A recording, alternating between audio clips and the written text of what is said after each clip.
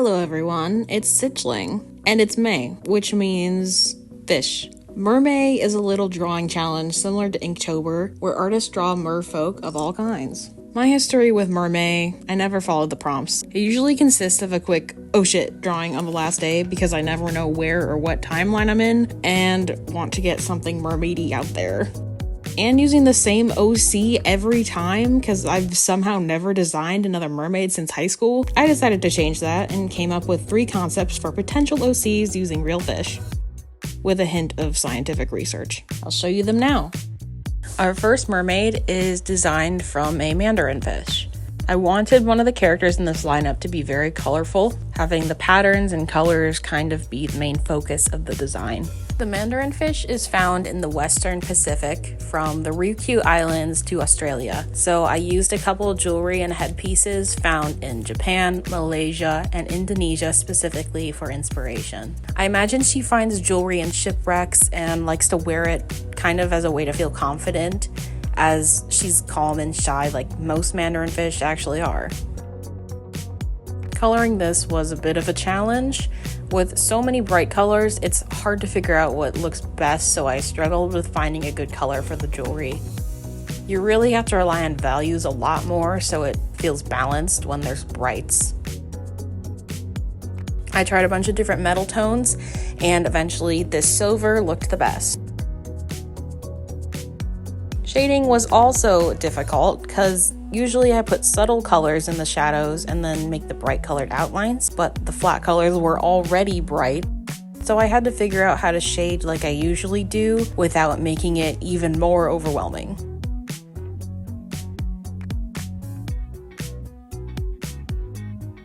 So overall, I think I'm pretty happy with it. I just can't stare at her too long or else my brain will tell me I have to change something. Or your eyes will burst into flames, whatever comes first. Just love her little patterns and her jewelry and her sweet little face. She's so cute. I love her. And that's the Mandarinfish mermaid. Next up, we have a little 2-for-1 special, because this concept is a shark and a remora, specifically a tiger shark and one of the rarer types of remora called a slender suckerfish. What a name. I chose this remora because the black stripe is cool.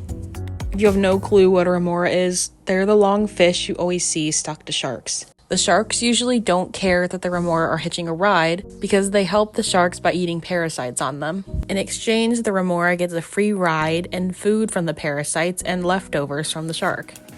So I interpreted this symbiotic relationship as a grizzled shark merman unwittingly picking up and low-key adopting the little remora.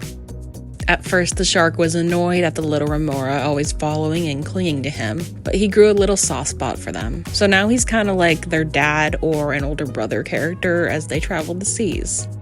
Remoras have flat heads with suckers on top, so I interpreted this as giving the remora a helmet on their head, kind of in the shape of the fish's head. I gave Shark a matching helmet, but as a shoulder armor. I imagine he gave his other shoulder pad to Remora, but it's so big on them that it only fits as a helmet. For some reason, I really struggled with figuring out the base colors for them. It might have been because it was an off day, or maybe I was too focused on making the neutral colors they both have slightly more unique, so I'm not just pulling colors directly from their fish. But I think I eventually figured it out. But then I couldn't figure out the shading colors again. For some reason, none of it looked right at the time, and looking back on this, I think the blue shading actually looked better, and I kind of wish I went with that instead of the purple, but it's fine. While this isn't my favorite coloring I did of the 3, I think this is my favorite concept out of the 3. I'm a sucker for found family tropes, especially if it involves a grumpy character taking care of a kid and showing their soft side. And there's the shark and remora. The last character is based on a clownfish. I actually had a lot of trouble with this one. I made an entirely different drawing, but I was sitting on it for a bit and what I drew didn't really convey what I wanted to for this concept, so I ended up redoing it last minute.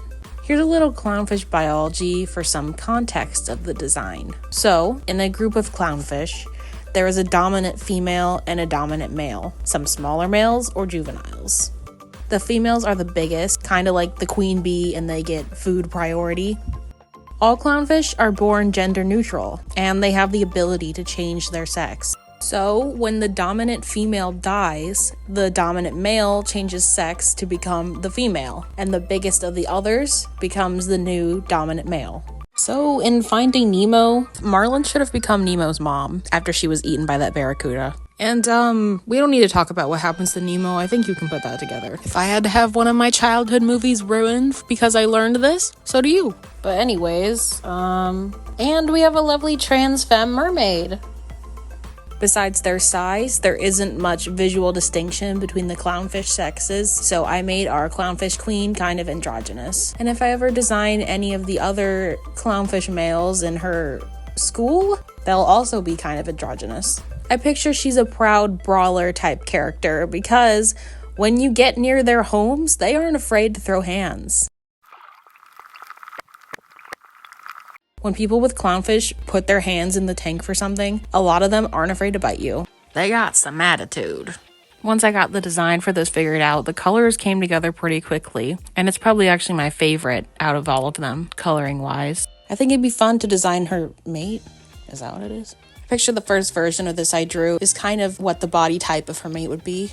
I debated a bit about whether to give her a traditional crown or fancy jewelry so she looks more queenly, but I eventually landed on some simple metal pieces because I figured anything big or dangly would get in the way when she defends her anemone. And here's the final lineup. A good amount of research went into these designs. I wanted them all to be different enough from each other and use the real fish as inspo for their personalities, relationships, biology, etc. Hope you guys enjoyed these quick little character designs. I was a lot more laid back with these. Usually I have pages upon pages of concepts when designing something, but I wanted to see what would happen if I just went straight into it. These designs are kind of first drafts, so if anyone has any name or design or lore ideas that you think I can expand upon them with, comment it down below. Thank you for watching this video. You can support me by liking, sharing, and subscribing. Thank you for watching. Goodbye.